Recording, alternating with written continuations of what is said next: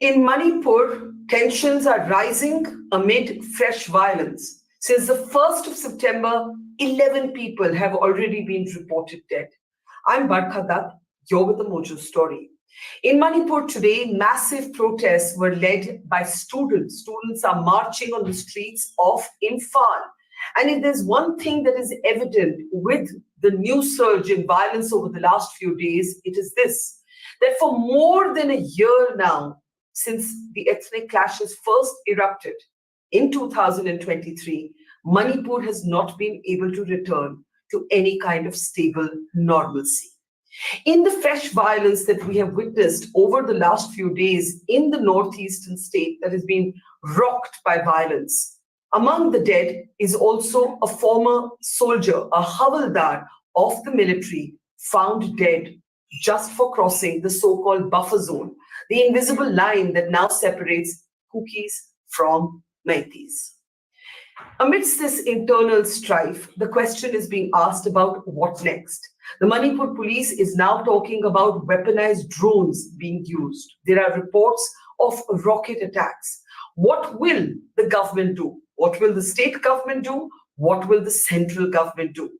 These are the questions that are mounting, and there are no easy answers in sight as images like these emerge from the streets of Manipur every single day for the last few days. Joining me on the program now is General Himalya Singh, the first general from the Northeast, a war hero from Kargil, who has also served in many other avatars, including at the Siachen Glacier. General Singh, always a pleasure. Thank you for your time. Let me start by asking you to talk about the current situation. We've had a very troubling September. We have 11 reported deaths in both communities, Kukis and Meiteis. We have reports of drones, according to the Manipur police, rocket attacks, and among those dead are women, but also, most recently, a former soldier, a havildar of the Assam regiment. It seems to be a terrible and horrible situation all around. What is your overall perspective, sir? Thank you, Barkha, for having me on your show. Your assessment, your information is absolutely right. Since the 1st of September, there has been a significant escalation in the situation here. Right now, we have curfew in 2 districts of the valley, Imphal East and Imphal West, since 11 o'clock. And a short while ago, I also saw that the internet has been shut down with effect from 3 p.m. or so. So we are lucky that my internet is still functioning. The situation is it's very, very concerning, and an air of uncertainty, an air of fear amongst the people exists. And all this restarted around 1st of September when this weaponized drone strikes actually took place in 2 places, first and second, and thereafter a missile attack. And of course, there has been thereafter counter actions here and there. So right now, the students are very, very restless, and they are struggling to go ahead with their protests in the Imphal city. Yes. Sir, talk a little bit more about these drone attacks and rocket attacks. There's been a lot of debate around them. Some groups say that these are only used for surveillance, and both fighting communities, Kukis and Meiteis, have used them. The Manipur police says that they have been weaponized. The drones have been weaponized. What is your own assessment? I came to know about certain issues related to whether these drones on first and second were weaponized. But I think I'll go along with the Manipur police report, because what has happened is that the bombs that were dropped have got fins, and also there is a hook. So these could not have been fired from a mortar or from some kind of a missile, because if there is a hook, it has to be dropped from the air. So therefore, I tend to believe what the Manipur police is saying because of what I have just said. It is not on hearsay. The hook, the presence of the hook has been noted by the, and it is in the custody of Manipur police. So maybe that most probably these drones were weaponized and dropped from the air. And as far as the missiles are concerned, what is concerning is that 5 kilometers range. You don't achieve 5 kilometers range, fired from uh, some tube or some. It has to be it has to have a base which is strong enough with metallurgy to actually fire that kind of a range. 5 kilometers range is not a small range. So Yes. it signifies that there has been use of advanced technology, use of certain weapons which were not seen earlier. So these are of very, very significant threat to the entire society. Drones have been used, as you're saying, on both sides, but this use of the drones and the missiles, which has a range of 5 kilometers, is extremely escalation in its escalatory in nature. General Singh, as a veteran, a military veteran, when you see the fact that even those who have served in the military are now caught up in these clashes. So, for example, we know now that a Havildar of the Assam regiment, a former Havildar rather, he accidentally, by reports, strayed into what is called a cross the buffer zone, which is, right now there's a demographic divide between the Kukis and the Meiteis, unfortunately. And he was killed. And in very simple terms, today, if you're in Imphal, you can't go into Churachandpur. If you're in Churachandpur, you can't come into Imphal, just to explain it simply to our audience. Now, when you hear this news that a soldier has been killed as a general sub, what does it make you feel? See, any lives lost is extremely sad in this situation. And of course, where an ex-serviceman or a soldier, ex-soldier gets killed in a manner. So these are, in fact, sadder for me because I've spent 40 years in the army.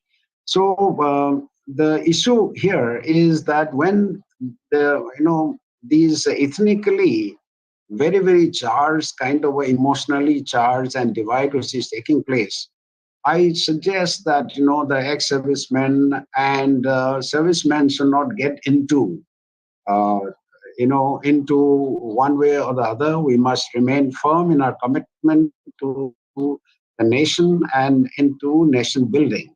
This is what I believe in. We have taken oath to protect, to defend our country. So therefore, any casualty to serving or retired is very sad, and for that matter, any civilian, anyone, any life lost is a huge concern for us.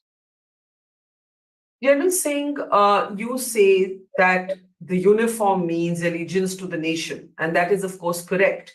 But one of the most dangerous things that has happened in Manipur last year is that the army and the police have got caught up in this conflict in a way that one community will place its faith in one institution and the other community will place its faith in the other institution. So we see members, for example, the Mira Paibis, routinely, in confrontation with the Assam Rifles. We see the Kuki community women routinely confronting the Manipur police. Now, this I find very tragic and very dangerous. Yes. See, Barkha, the situation here is the battle of narratives. And that narrative through social media, right, wrong, false narratives, and whatever is happening in the social media, whatever you are seeing, one doesn't know what is black and what is white. And there are, in fact, such kind of a narrative I never saw, even in Jammu Kashmir, or even during, of course, during Kargil War, there was no such, technology there. I've never seen. And here is a very, very advanced, narrative of what we commonly known as, gray zone, kind of a gray zone warfare, where everything is being used, right from diplomacy to, cyber attack, cyber to information war and perception war and all that. So in the middle of all this is very difficult actually to distinguish what is the truth and what is correct. So I go along with what the government of India uh, or the Manipur police or some official document. We have to have faith in some, institution. We Yeah. can't be believing. There is a lot of rumor mongering going on. There's a lot of suspicion, and there's a mutual distrust going on. So in this environment, one has to keep their wits about in order to distinguish between the black and the white. But General Singh, today all of Manipur's institutions are under attack by one or the other community, right? So whether it's the Yeah. governor's house, the chief minister, the army, the police, it's like a broken society, or it's divided so bitterly. Now, my question to you, and this is a question that has been raging since last year: does Manipur need president's rule? Is that a short-term measure that you think the time has come for that, or will that change nothing? Uh, Barkha, I'm not very. This is a political call. Whether it needs, whether a president's rule will make any difference, I'm not very sure. Whether Article 355 will will it make any difference? So this is something futuristic. But Hmm. one fact remains that more of the same that has been happening in the last 16 months hasn't worked. So we have to explore other avenues, what could work. This is for all the, for the all the, central and the state agencies, and also for the think tanks to actually take a call, make a recommendations to the government what can work, because it is a fact that 16 months that there is any, the way it has been handled in the last 16 months doesn't appear to have had the desired effect. So I tend to believe that there has to be some change in approach. Yes. The most dangerous thing, of course, is that civilians in both communities are armed. I have seen this on the ground myself, whether it is farmers or school-going children, they have weapons. And this is frightening. And, as you said, more of the same isn't working. And disarming attempts or attempts to persuade civilians to give up weapons has not worked, sir. Now, as someone who has been part of the consultative committee on peace talks with, the Naga peace talks, if you were to suggest a different approach, what is the immediate priority, or what should be the immediate priority in Manipur today? Okay. The long-term issues can be set aside for the time being. The short term, what you are asking is the short term. Immediate, obviously, is to bring law and order to some semblance of order in this. For that, there are two approaches. One is the political, another is kind of law enforcement or kinetic action, as I would like to call it sometimes. So the political and kinetic, if there is any, has to go, parallel. It can't be. It has to have a political aim for the actions to be taken by security forces, including Manipur police. So here, I'm not very sure about the political strategy, what they are planning. But the fact remains that people on both sides are yearning for peace. And corollary to that is that you mentioned about the weapons. These have to be, disarmed. It's a very difficult issue. I mean, in my view, there are over 10 to 15,000 weapons floating around in the society today on both sides, because everything, the border is porous, then, the insurgent elements, the armed groups, and even those weapons which have been taken away from the government constabulary from on both sides. So therefore, there's a huge number. What I'll call upon is that the intent to disarm, some kind of a messaging has to be done that this much and no more as far as the violence is concerned. That is what I think people are looking at to begin with. And along with that, some political initiatives to actually make people talk. Absolutely. Because I do believe if the both sides are not talking to each other, I do believe that the Indian state has got adequate leverage to make sure that people of Indian origin they talk. There is so therefore I think we have to go this hand in hand, the political approach, and if need be, they have to be convinced. If they are not convinced, then they have to look for other means to convince them. So, Yes. and of course, yeah, Yeah. What about the national security implications? There's a border with Myanmar. There is China looking at this area with keen interest. How long can this go on without having an external dimension, an external repercussion? I'm glad you brought this out. I have said in and also written in a few places that um, many people are calling it ethnic violence or communal violence. I tend to term it as the way things have evolved as a very, very big challenge to national security. So unless we diagnose or unless the decision makers actually look at these two angles separately, communal violence, you deal with things separately. And national security concerns will have other dimensions as well. Therefore, I am very concerned as a military man as far as the national security threat is extremely concerned. Where Yeah. there is hardly anything called border. It is totally porous. There is nobody there. There is nobody there. And whatever border management is far from satisfactory level. And you have over 30 odd small insurgent groups. Some are big, some are this. They are crossing the border as if the border doesn't exist.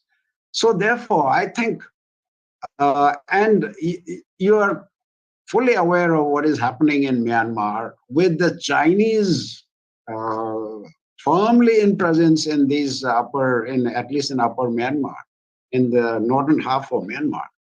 And many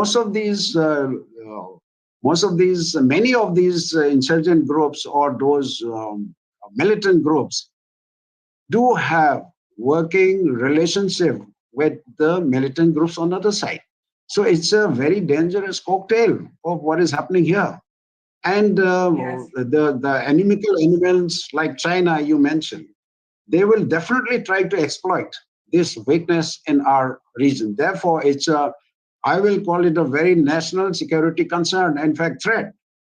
I mean, initially it might have started with some kind of a communal violence, but then it has already transformed itself into a big national security concern. Let me ask you a final question. You said that both sides, people on both sides are yearning for peace. Why are we not able to get leadership of both sides to the dialogue table. How does that happen? You've been involved in peace talks before.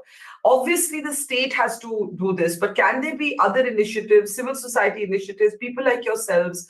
How do we get people to the dialogue table? See, as far as the communities here are concerned, they have made their stand clear. One wants some kind of a separation kind of a, agenda, which is the other one says that there's no way it can be separated. Like this, there's no meeting point between the two. And the CSOs and others or individuals who have, it's not that people have not tried. Many people have tried, I think so, even at the political level. But the thing is that agenda is being driven by through the barrel of the gun on many cases. So therefore, corollary is that someone who can enforce this, someone who can actually enforce some kind of a meeting is, to my mind, the Indian state. Along with the state, I'm not passing everything to Indian state. It is the responsibility of the state government, along with help from the Indian state. So this is something that has to be looked into very, very seriously. It can go into if things are not addressed properly, it can slide into more chaos. Absolutely. General Singh, thank you. It's a very grim situation. As you said, the internet shutdown is coming. We're lucky that we've been able to talk to you. Hopefully, we will be able to report on the ground. And that is the only way around the internet shutdowns, but also to understand what is actually happening. Always a pleasure, sir. Learn so much from you. Thank you so much, sir. Thank you so much. It's great to see you here. Thank you for watching our work. If you haven't subscribed yet, don't forget to click the bell icon and subscribe to Voter Story and support independent, robust journalism.